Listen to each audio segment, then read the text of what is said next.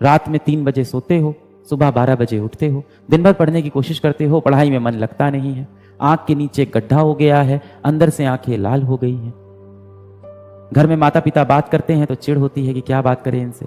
पूरे समय लगता है कि पढ़ने का समय नहीं है, और जब पढ़ने बैठो तो पढ़ने का मन नहीं करता है। पढ़ने बैठो तो मोबाइल हाथ में लेके चलाने का मन होता है, मोबाइल चलाओ तो पूरे समय अपने अंदर से गिल्ट होता है कि मैं क्यों मोबाइल चला रहा हूं, चलो मैं पढ़ाई कर लूं। ऐसा क्यों हो रहा है कि तुम कुछ और करना चाह रहे हो पर दिन भर कुछ और कर रहे हो? आज इस क्लास में जितने भी बच्चे हैं सब यही चाहते होंगे कि जीवन में वो सफल हो, डॉक्टर बने, क्योंकि ये बैच में डॉक्टर बनने की पढ़ाई हो रही है। पर ऐसा क्या है कि आप दिन भर वो काम कर ही नहीं रहे हो जिससे आपको आपका लक्ष्य मिले? सीधे शब्दों में आप समझो, आप अपने जीवन का जो कंट्रोल है, आप अपने जीवन का पूरा कंट्रोल एक शैतान को दे चुके हो, जो अपने हिसाब से आपके जीवन को चला रहा है। अगर सच में तुम्हें जीवन में सफल होना है, और अपने माँ बाप के लिए क्यों, अपने लिए जीवन में कुछ करना है, अपना नाम बनाना है, अगर अपना नाम रोशन करना है। मैंने एक दिन कहा था कि माँ बाप नाम रख देते हैं, पर नाम बनाना बेटे या बेटी का काम होता है।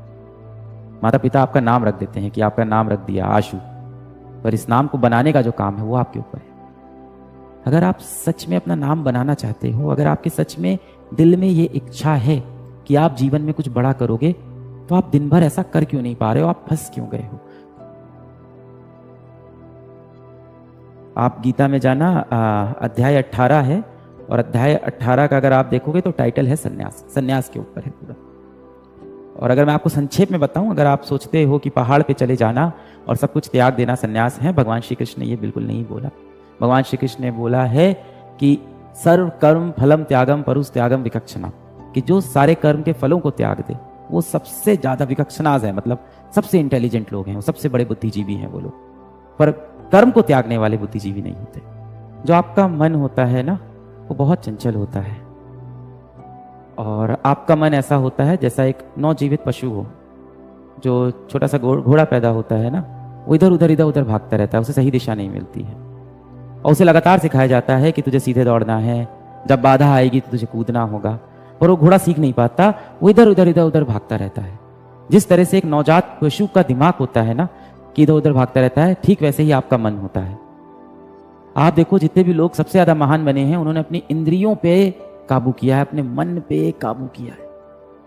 बाहर दुनिया को जीतना बहुत आसान है बेटा, सबसे पहले आप अपने मन को जीतो, अपनी इंद्रियों को जीतो, अपने ऊपर कंट्रोल लेके आओ। जब तक आपके जीवन का कंट्रोल दुनिया के पास है, तब तक आप कुछ नहीं कर पाओगे। सबसे पहले अपनी लाइफ का कंट्रोल लो, take back the control of your life. आपको मैं क्या मोटिवेट करूंगा भाई? आपको मोटिवेट होना है, आप बजरंग बली से मोटिवेट होना, वहां है असली शक्ति। या आप जिस भी धर्म के हो बेटा, मॉडर्न समय में ऐसा हो गया है कि अगर आप 4 दोस्तों की महफिल में बैठे हो और आपने अगर बोल दिया कि मैं भगवान कृष्ण में विश्वास रखता हूं और भगवान ने ऐसा करने को मुझको मना किया है, तो लोग आपकी हंसी उड़ाने लगते हैं। क्यों वो लोग बुरे हैं? नहीं, क्योंकि उनके दिमाग पे कलयुग के शैतान ने कब्जा कर लिया है। वो यही तो चाहता है कि आप भगवान से दूर हो जाओ, अपनी संस्कृति से दूर हो जाओ, आप अपने कर्म से भटक जाओ। कलयुग के अंदर आप देखो जितनी भी बुरी शक्तियां हैं वो अब दिखाई नहीं पड़ती, उन्होंने हमारे मन के ऊपर काबू कर लिया है। अगर आपको पता है कि आपको मोबाइल नहीं यूज करना है, अगर आपको पता है आपको इंस्टाग्राम नहीं चलाना है, अगर आपको पता है कि रात रात में फोन पे किसी से बात करूंगा या व्हाट्सएप पे चैट करूंगा तो मैं सफल नहीं हो पाऊंगा, अगर आपको ये सब पता है और इसके बाद भी आप मजबूर हो, आपके पास अपने जीवन का कंट्रोल नहीं है, तो जाहिर सी बात है कोई तो शैतान है जो दिखाई नहीं पड़ रहा है। कोई साइंस नहीं लगेगी इतनी बात पता लगाने में, कोई साइंस नहीं लगेगी। आप जीवन में सफल होना चाहते हो, इसका जवाब हाँ है या ना है। आप जीवन में सफल होना चाहते हो, इसका जवाब हाँ है या ना है। आप अपने माता पिता को एक अच्छी जिंदगी देना चाहते हो, इसका जवाब हाँ है या ना है। आप एक अच्छा घर खरीदना चाहते हो, इसका जवाब हाँ है या ना है। आप देश में हर किसी की सेवा करना चाहते हो, इसका जवाब हाँ है या ना है। आप एक अच्छे व्यक्ति बनना चाहते हो, इसका जवाब हाँ है या ना है। इन सभी का जवाब हाँ है, पर आप कर नहीं पा रहे क्योंकि परेशानी सच में बड़ी है। परेशानी सच में बड़ी है। एक अदृश्य दानव है, एक अदृश्य शैतान है जिसने हमारे मस्तिष्क पे पूरा कब्जा कर लिया है। वो अदृश्य है, ये कलयुग है। वो जो दानव है, वो जो शैतान है, वो सामने दिखाई नहीं पड़ेगा। और ये शैतान इंसानों द्वारा ही बनाया गया है। आप पुराने समय में देखो, जितने भी राक्षस बनते थे वो भगवान से ही आशीर्वाद लेके बनते थे। बड़े बड़े उनको आशीर्वाद मिल जाते थे, फिर बड़े बड़े राक्षस बन जाते थे। जितने भी बड़े आप राक्षस देखो, उन सभी को किसी न किसी भगवान ने ही आशीर्वाद दिया होता है। आज के समय में जो कलयुग के राक्षस हैं, उसको इंसान ने बनाया है। ऐसे राक्षस हैं जो आपका समय आपसे लेना चाहते हैं। ऐसे राक्षस हैं जो आपकी जिंदगी आपसे लेना चाहते हैं। ऐसे राक्षस हैं जो आपका लक्ष्य, आपका सपना, आपकी सोच, आपका परिवार, आपका भविष्य सब आपसे छीनना चाहता है। वो राक्षस आपके मोबाइल फोन के अंदर है।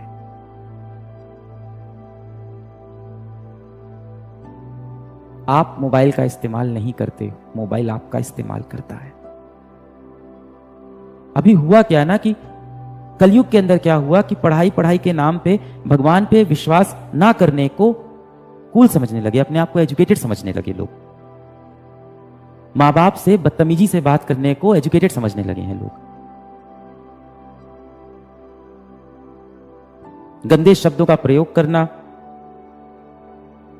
गंदे गंदे वीडियो देखना, भगवान पे से भरोसा उठना, इन सब को आप सोचते हो कि आप एजुकेटेड हो गए। आप डॉक्टर ही बनने जा रहे हो ना? हाँ, ऑपरेशन थिएटर के अंदर भी एक छोटा सा मंदिर बना होता है बेटा, और डॉक्टर भी क्या बोलता है कि सब भगवान के हाथ में। जैसे ही बुरा समय आता है आप बोलते हो सब भगवान के हाथ में। हर शाम एकदम दिल से अपने एक भगवान से, जो इस भगवान को आप मानते हो, उससे दिलो जान से एकदम कनेक्ट हो जाओ और माफी मांग लो कि आपने जो गलती की है। इतनी शक्ति मिलेगी ना बेटा आपको। जो प्रॉब्लम्स आपको लग रहा है कि चली जाएगी, क्यों नहीं जा रही है? क्योंकि इन सभी प्रॉब्लम को शक्तियां मिली हैं। किसने दी है? किसने दी है? दुनिया के बड़े बड़े दिग्गजों ने दी है। बड़े बड़े दिग्गज जो ऐसे प्लेटफॉर्म अब बना रहे हैं जो आपके समय के साथ साथ आपका भविष्य, आपका सपना, आपकी जिंदगी, आपका डेटा, आपकी चॉइसेस सब आपसे छीन ले।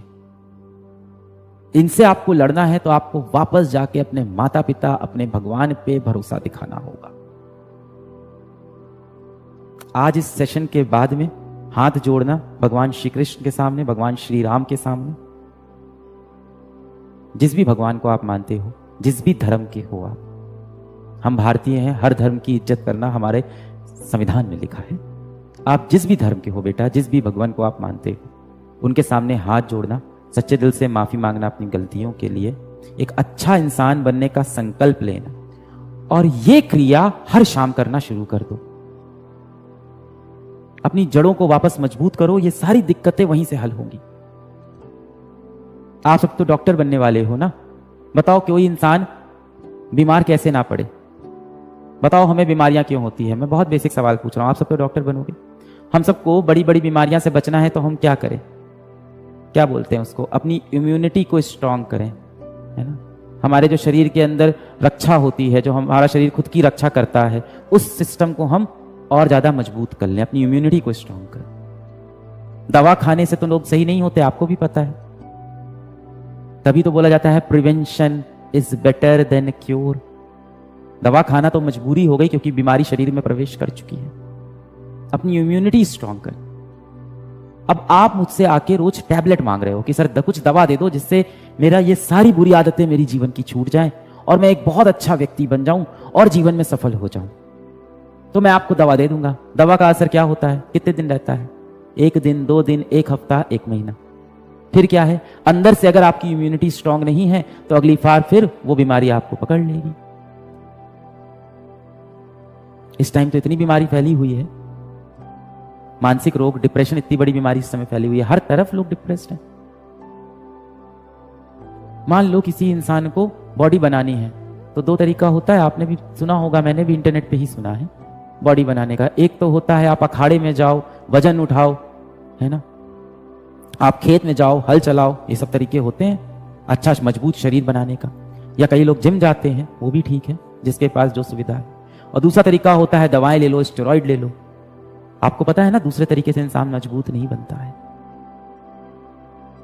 पहला ही तरीका है और वो कठिन होता है। जिन लोगों के आप देखते हो शरीर इतने मजबूत होते हैं, वो एक दिन, एक रात, एक महीने में नहीं बनते, सालों की तपस्या से बनते हैं।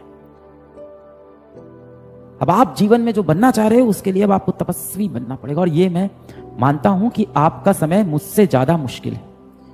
मेरा समय आसान था, हमारे समय में इतने शैतान नहीं थे। जब मैं बच्चा था तब हमारे पर्यावरण में इतने शैतान नहीं थे, इतनी बुरी शक्तियां नहीं थी, हम फिर भी अपने लक्ष्य को साध सकते थे, इतने डिस्ट्रैक्शन नहीं थे। अब बहुत distraction. You are a generation that is cursed with technology, and the only solution to fight with this technology is to get back to your roots. आपको क्या लगता है जो इतने बड़े बड़े टेक जायंट हैं, जिसने इंस्टाग्राम बनाया, जिसने शॉर्ट्स बनाया, जिसने रील्स बनाया, क्या वो खुद दिन भर रील्स स्क्रॉल करते होंगे? कभी नहीं करते होंगे। आपको क्या लगता है जो लोग वेब सीरीज बनाते हैं, ओटीटी प्लेटफॉर्म बनाते हैं, वो कभी उन पे अपनी खुद की मूवीज देखते होंगे? कभी नहीं देखते होंगे। पूरे टाइम ये देखते हैं कि हमने मासूम जनता को पकड़ के अपना कंटेंट दिखाया कि नहीं दिखाया। 18 साल की उम्र के कितने बच्चे हमारा वीडियो देखते हैं, अब उनको हम अगला ऐड कौन सा दिखा दें, और किस तरह से हम मार्केट में एक वेंडर के पास जाएं और उससे बोलें, या एक कंपनी के पास जाएं और बोलें कि 18 से 20 वर्ष की आयु के हमारे पास 2 लाख बच्चे हैं जो रोज आके हमारे प्लेटफॉर्म पर मूवीज देखते हैं और लगभग 15 मिनट अपने दिन का यहीं पे व्यतीत करते हैं। क्या आपको उन बच्चों को कुछ बेचना है? अच्छा, एक मोबाइल फोन बेचना है? अच्छा, कुछ किताबें बेचनी है? अच्छा, आपको उनको कुछ खिलौने बेचने हैं? आओ ऐड करो। दुनिया बहुत बड़ी है, और अगर आप प्रॉब्लम को सही में सॉल्व करना चाहते हो तो अब आपको इस दिशा में सोचना पड़ेगा, रूट्स पे वापस आना पड़ेगा।